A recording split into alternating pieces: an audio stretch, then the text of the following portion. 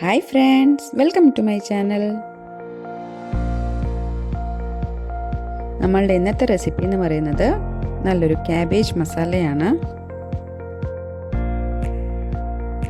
അപ്പോൾ നമുക്കിത് എങ്ങനെയാണ് ഉണ്ടാക്കുന്നതെന്ന് നോക്കാം.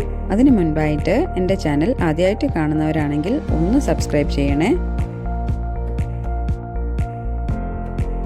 അപ്പോൾ നമുക്ക് നേരെ വീഡിയോയിലോട്ട് പോവാം.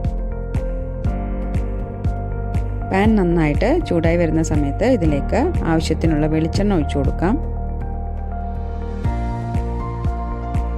ഇനി ഇതിലേക്ക് 1/4 ടീസ്പൂൺ പെരിഞ്ജീരകവും 1/2 ടീസ്പൂൺ കടുകും ചേർത്ത് കൊടുക്കുന്നുണ്ട്.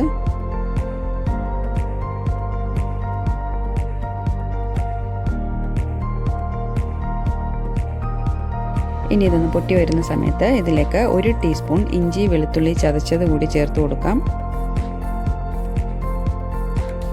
ഇനി ഇതൊന്ന് നന്നായി മിക്സ് ചെയ്തെടുക്കാം.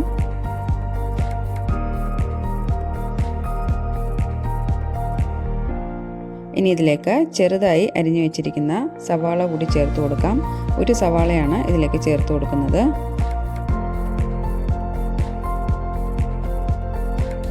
സവാള ഒരു ലൈറ്റ് ബ്രൗൺ കളർ ആവുന്നത് വരെ ഒന്ന് വഴറ്റിയെടുക്കാം.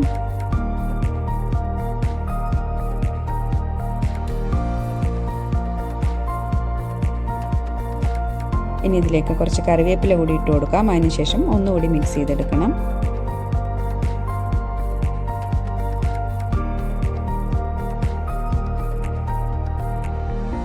ഇനി ഇതൊന്ന് ലോ ഫ്ലെയിമിലേക്ക് ആക്കിയതിന് ശേഷം ഇതിലേക്ക് 1/4 ടീസ്പൂൺ മഞ്ഞൾപ്പൊടിയും അതുപോലെ തന്നെ 1/2 ടീസ്പൂൺ മുളക് പൊടിയും ചേർത്ത് കൊടുക്കുന്നുണ്ട്. ഇനി നന്നായിട്ട് ഒന്നുകൂടി മിക്സ് ചെയ്തെടുക്കണം.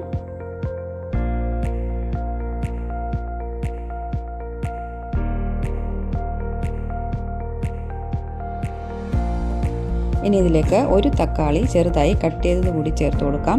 അതിനുശേഷം ഒന്നുകൂടി മിക്സ് ചെയ്തെടുക്കാം.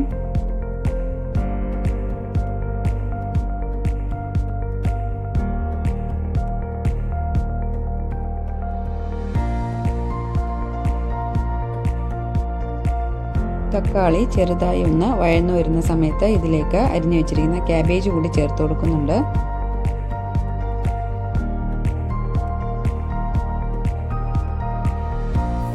ക്യാബേജ് ചേർത്ത് നന്നായിട്ടൊന്ന് മിക്സ് ചെയ്തെടുക്കണം.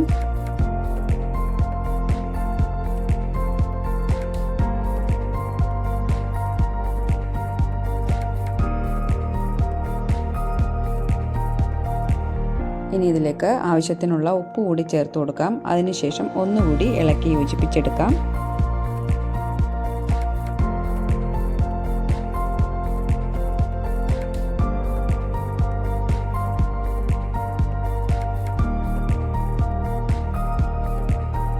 ഇനി ഇതിലേക്ക് കുറച്ച് വെള്ളം കൂടി ഒഴിച്ചു കൊടുക്കുന്നുണ്ട്. ക്യാബേജ് വേവുന്നതിന് ആവശ്യത്തിനുള്ള വെള്ളം മാത്രം ഒഴിച്ചു കൊടുത്താൽ മതിയാകും. അധികം വെള്ളം ഒഴിച്ചു കൊടുക്കേണ്ട ആവശ്യമില്ല. അതിനുശേഷം നന്നായിട്ടൊന്ന് മിക്സ് ചെയ്തെടുക്കാം.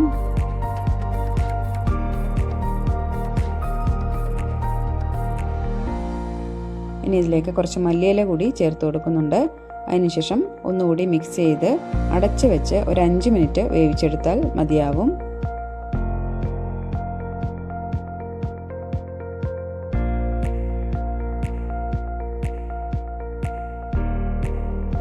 അപ്പോൾ നമ്മളുടെ ക്യാബേജ് മസാല റെഡി ആയിട്ടുണ്ട്. എല്ലാവരും ഇതൊന്ന് ട്രൈ ചെയ്ത് നോക്കണം. റെസിപ്പി ഇഷ്ടമായാൽ ലൈക്ക് ചെയ്യാനും ഷെയർ ചെയ്യാനും ചാനൽ സബ്സ്ക്രൈബ് ചെയ്യാനും മറക്കരുത്.